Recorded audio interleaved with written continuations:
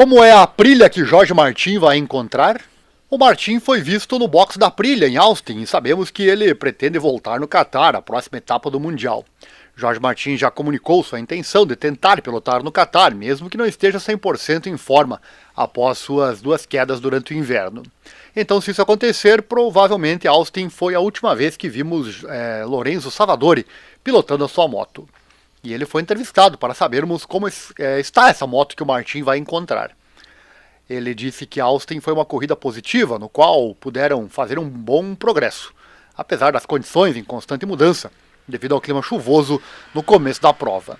Ele disse que o ritmo foi bom e as mudanças que fizeram deram uma direção bastante clara que a marca Denali terá para comparar com Misano durante os testes que serão realizados na próxima semana. No geral, ele disse que foi uma boa corrida, onde tiveram a chance de lutar. Ele disse que, embora ele tenha tentado soluções, a equipe deu a ele mais liberdade para trabalhar na velocidade e no desempenho.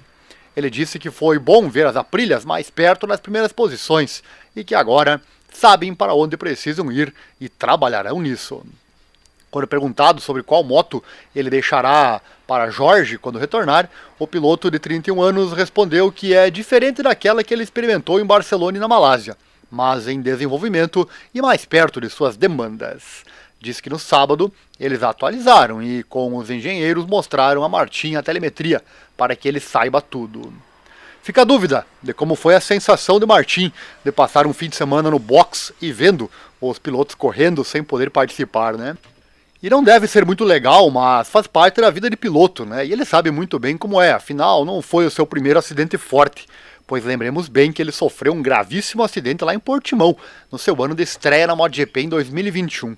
Na oportunidade, a Alpine Stars forneceu dados do acidente do espanhol no Grande Prêmio de Portugal, nos trazendo a informação de que o impacto da queda naquela oportunidade foi de 25 G. Incrível! Ele precisou de 3 cirurgias após o acidente naquela ocasião. Ele sofreu múltiplas fraturas durante o FP3 no Grande Prêmio de Portugal após um acidente com sua Ducati na descida para a curva 7. O que se seguiu foi uma série de rolagens violentas na caixa de cascalho.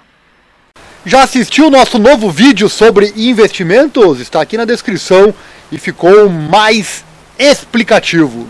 Fala como receber dividendos e rendimentos quase que diários, algo que pode ser realidade para você também. Basta 3 coisas: querer, assistir o vídeo e principalmente colocar em prática as informações que são passadas ali.